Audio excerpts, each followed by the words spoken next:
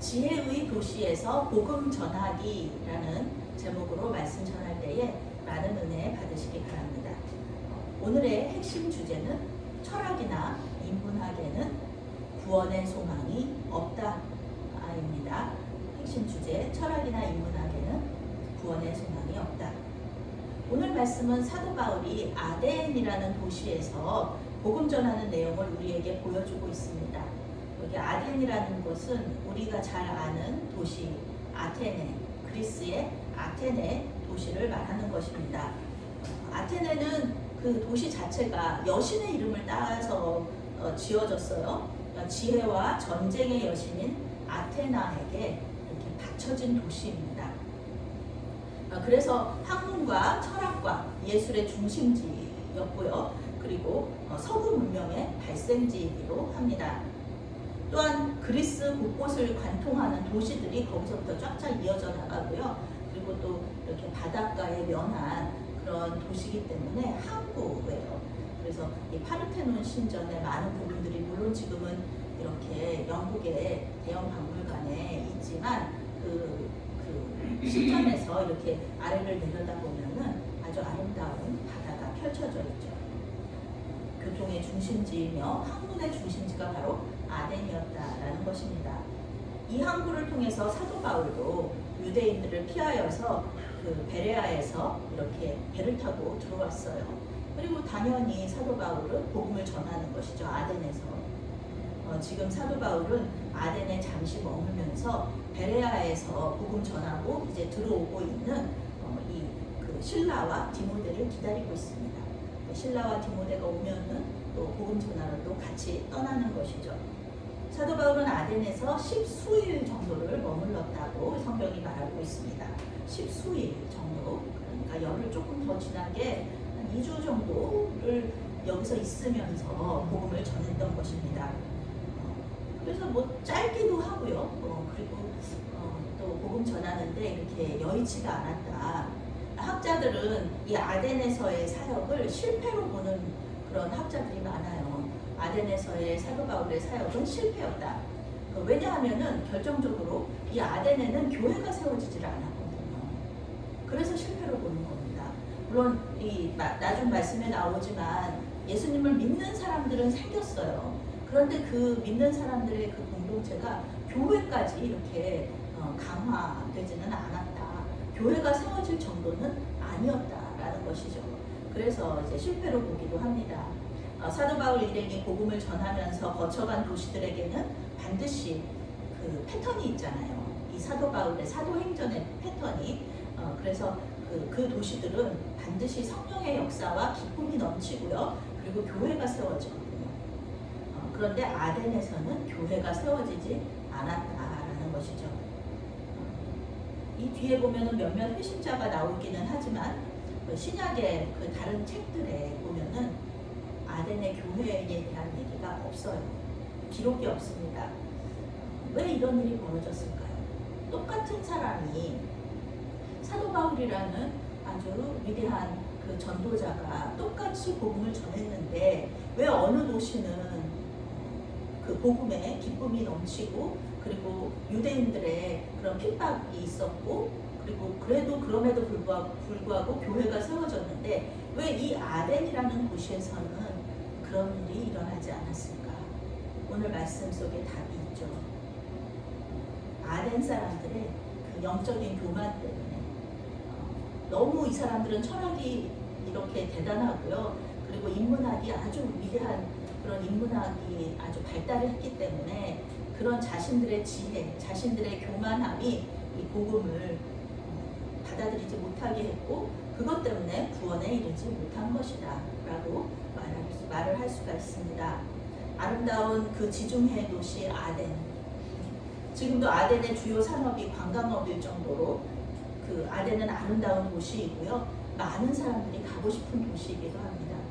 우리나라에서도 많은 사람들이 이제 아테네, 그리스 아테네를 가고요. 또 우리 믿는 사람들도 성지 순례로 아테네를 가죠. 그런데 그곳은 아름다울지는 모르지만 영적으로는 어두운 곳이었다라는 것입니다. 사도 바울 당시의 아덴에는 3만 개가 넘는 신상들이 있었고요. 그 신상들을 전부 다 섬기는 거죠. 우상 숭배하듯이 섬겼습니다. 소박한 행복을 최고의 덕으로 생각하는 그런 에피쿠로스 학파, 쾌락을 중시하거든요. 인간의 쾌락을 중시하는 에피쿠로스 학파. 그런데 이 사람들은 소박한 행복을 가장 최고의 덕으로 생각했어요.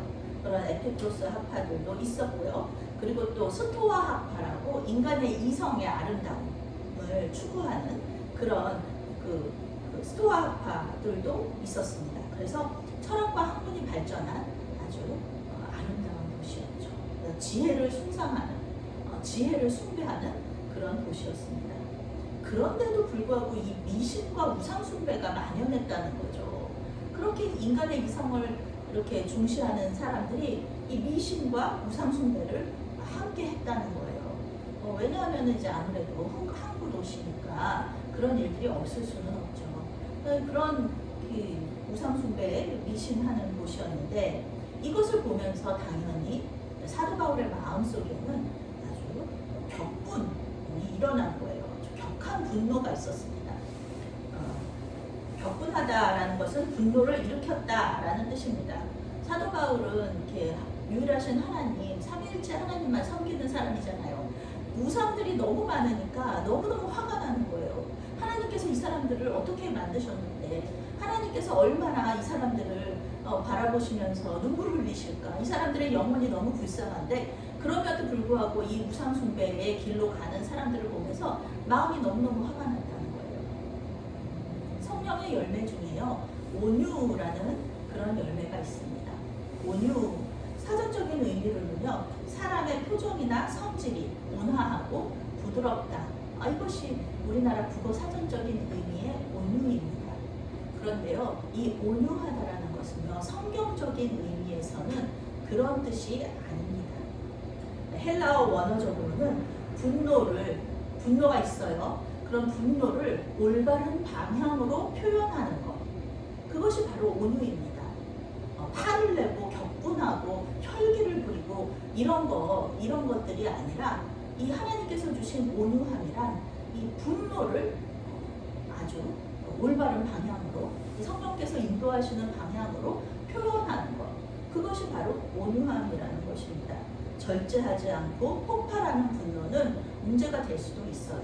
그렇지만 이 하나님을 위한 그런 거룩한 분노는 하나님에 대한 사랑과 열정의 표현일 수가 있다는 겁니다. 예수님도 거룩한 분노가 있으셨잖아요. 성전이 마치 시장통처럼 바뀐 것을 보시면서 예수님 분노하셨고요. 그리고 다윗도 분노했었죠. 그 골리앗 장군이, 블레셋의 골리앗 장군이 계속 하나님과 하나님의 백성들을 모욕하잖아요. 그것에 있어서 굉장히 다윗이 분노했었습니다. 그리고 오늘 사도 바울도 하나님을 향한 열정으로서는 누구한테도 지지 않는 사람이죠. 그래서 하나님을 향한 열정으로 그는 다메섹까지 예수 믿는 사람들을 잡으러 갔던 사람이잖아요. 그 사도 바울도 이렇게 거룩한 분노가 있었다는 거예요. 우상 숭배의 자들에 대한 그들을 불쌍히 여기는 마음과 하나님께 영광 돌려야 되는 저 사람들이 우상 숭배하고 있는 것에 대해서 거룩한 분노를 느꼈고, 그는 어떻게 그 거룩한 분노를 표현했냐 하면은 복음을 전도하는 것으로 그 거룩한 분노를 표현했습니다. 그는 회당에서 유대인들과 또 유대교로 개종한 그런 이방인들과 변론했다. 또한 시장에 가서는 아덴 사람들에게 변론했다. 이렇게 성경에서 이야기하고 있어요. 변론했다 그러면 굉장히 토론하고 서로 이렇게 말로 이렇게 싸우고 이렇게 생각하잖아요. 논리적으로 싸우고. 그런데 원어적인 의미로는요, 가르치다, 설교하다, 성경을 해석하다 라는 뜻을 가지고 있습니다. 그러니까 복음을 전했다는 뜻이에요. 변론하다, 이것은 예수님에 대해서 모르는 사람들, 네가 전하는 예수님이 누구냐, 네가 전하는 하나님이 누구냐, 이렇게 변론하는 사람들에게, 물어보는 사람들에게 사도 바울이 설명을 해줬다라는 것이죠. 우상으로 가득한 도시에서 저 사람들은 지옥 가라지, 나 나는 저 사람들에게 저 사람들에게 할 말이 없네. 저렇게 많은 우상한테 이렇게 절하는 사람들에게 내가 무슨 말을 하겠어? 또 듣겠어? 이렇게 생각하면서 그냥 분노하고 그냥 절망하고 내버려두고 이런 것이 아니라 사도 바울은 지금 혼자잖아요. 그럼에도 불구하고 이 만나는 사람들에게, 시장에서 만나는 사람들에게, 또 자기에게 또 이렇게 같이 변론하자 이야기하는 사람들에게 복음을 전했다라고 성경이 말하고 있습니다. 복음을 전하면서 신라와 디모데가 오기를 기다렸다는 것이죠. 사도 바울은 임박한 재림을 믿고 있었어요. 예수님께서 곧 오신다 그러는 그 임박한 재림을 믿고 있었기 때문에 한 영혼이라도 그 구원을 해야 된다 이렇게 생각하는 거예요. 예수님께서 곧 오시니까 한 영혼에게라도 얼른 복음을 전해야지, 한 영혼이라도 구원에 이르게 해야지, 이렇게 얘기하면서 이렇게 시간 낭비하지 않고 복음을 전했다. 그 일에 전력을 다했다는 것입니다. 이렇게 매일매일 시장에 나가서 복음을 전하다 보니 당대에 아주 유명한 철학적 사조였던 그 에피쿠로스 학파와 스토아 학파의 관심을 끌게 되었습니다. 워낙에 또 사도 바울은 탁월한 학자잖아요. 구약학자잖아요. 그리고 헬라어에 정통했고요. 또 로마 시민권을 가지고 있었으니까. 그래서 이 아덴 사람들은 가장 새로운 것에, 오늘 성경에 나오죠. 가장 새로운 것을 말하고 듣는 일로 시간을 보내는 사람들이에요. 왜냐하면은 그 힘들고 어려운 일은 전부 다 노예들이 하거든요. 그러니까 이 아덴 사람들은 그냥 계속 공부하고 새로운 거 배우고 이러면서 이렇게 서로 이렇게 변론하고 이러면서 시간을 보내는 사람들이었다는 거예요. 그러니까 지적인 호기심으로 충만한 이 사람들, 그들에게 있어서 지적인 호기심을 가지고 있는 이 사람들에게 있어서 새로운 종교를 이야기하는 이 사도 바울이 얼마나 흥미로운 존재였을까. 바울이 전하는 복음은 그들에게는 너무 새로운 거예요. 그런 사람이에요. 그들은 이 복음을 듣고 싶었습니다.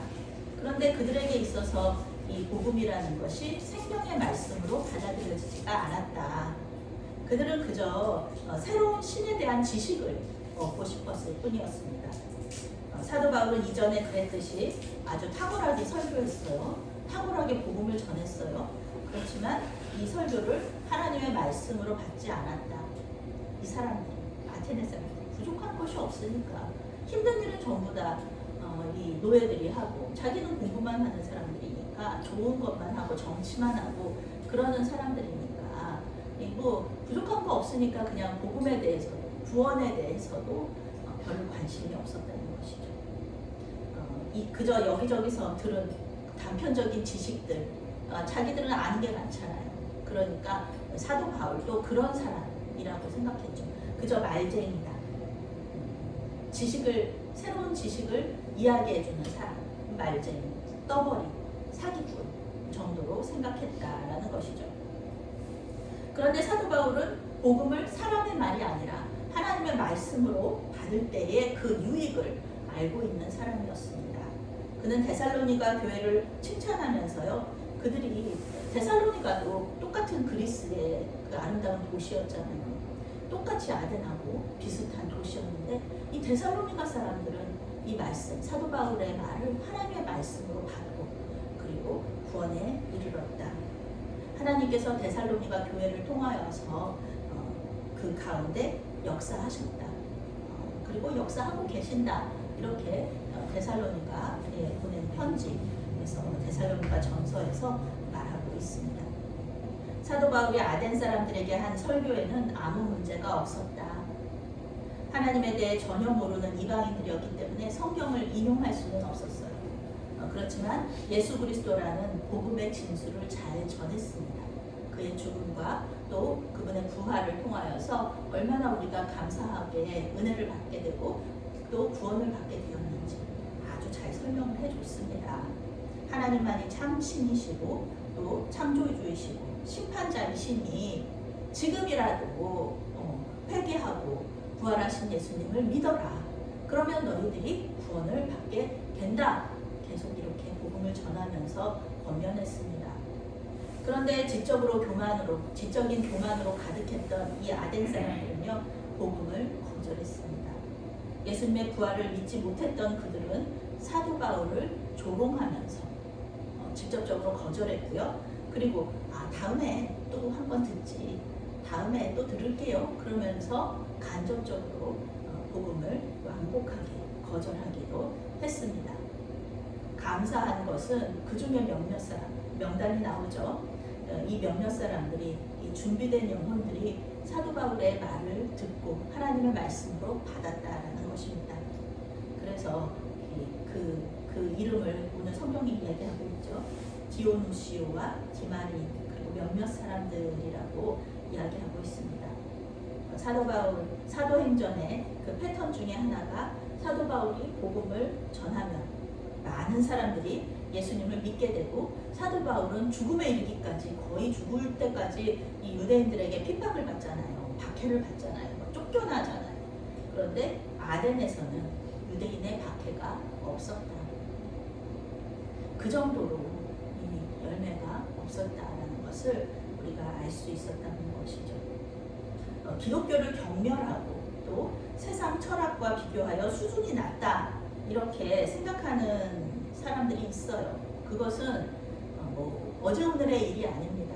오늘 성경에서 보면 알죠. 2000년 전에 아덴 사람들도 이 복음을 무시했어요. 기독교라는 그 종교 자체가 굉장히 편협하다, 극단적으로 단순하다, 과학적이지 않다, 이렇게 얘기하면서 비판하고요. 또 미신적이다, 그렇게 얘기하면서 비판하기도 했습니다. 그러나 그리스도와 비교할 때, 예수님과 비교할 때 그의 구원에 대해서 생각해 보면요, 세상의 초등학문일 뿐이에요. 아무리 위대한 철학도, 아무리 오래된 종교도 예수님의 구원에 비하면 아무것도 아니다라는 것이죠. 왜냐하면 이 철학을 통해서 구원을 얻을 수 있을까요? 이 세상에서 열심히 잘 살 수는 있겠죠. 이 세상을 살 수 있는, 잘 살 수 있는, 행복하게, 착하게 살 수 있는 그런 방법을 우리에게 전해줄 수는 있어요. 철학이라는 것이. 그런데 우리 믿는 자들에게는 그것이 다가 아니잖아요. 우리에게는 죄로부터의 구원, 또 하나님과 영원히 사는 그 영생에 대한 소망이 우리에게는 있는 거잖아요. 그것은 세상에 아무리 위대한 철학들도 해줄 수가 없는 것입니다. 세상 철학에는 그래서 소망이 없다. 구원의 소망이 없다. 단순해 보여도 화려하지 않아도 오직 그리스도 예수 안에만 구원이 있다는 것을 믿으시기 바랍니다. 그리스도 예수를 주로 아는 지식이 가장 고상합니다. 그리고 가장 훌륭한 것입니다. 그러니 아덴 사람들의 모습 속에서 우리가 이 세상을 살아가는데 복음 전할 때의 그 열매에 대해서 얘기를 해주고 있잖아요. 굉장히 익숙하죠. 예수님을 거절하는, 아주 직접적으로 거절하는 사람들이 있고, 나중에 믿을게요. 나중에. 그러면서 완곡하게 거절하는 사람들이 있고, 그 많은 어려움 속에서도 또 복음을 듣고 이렇게 구원에 이르는 아주 몇몇 사람들이니까. 그러니까 우리는 계속해서 복음의 씨앗을 뿌려야 한다는 것이죠. 열매가 없는 것처럼 느껴져도 예수님의 복음이 힘이 없는 것처럼 느껴질 수도 있지만, 그럼에도 불구하고 우리는 하나님의 능력을 의지하고 그리고 삶으로 복음을 전하시는 저와 여러분이 되시기를 바라겠습니다. 아멘. 사랑의 하나님, 우리가 그리스도를 아는 가장 고상한 지식을 가질 수 있도록 해주셔서 감사합니다. 아멘. 그러나 때때로 지적인 교만함에 빠져 하나님의 말씀을 사람의 말로 듣고 비판하고 거절할 때도 있었음을 고백하오니 용서하여 주시옵소서. 아멘. 말씀 앞에서 겸손하게 하여 주시어서 말씀을 통해 역사하시는 하나님을 만날 수 있게 하여 주시옵소서. 아멘. 예수님의 이름으로 기도했습니다. 아멘.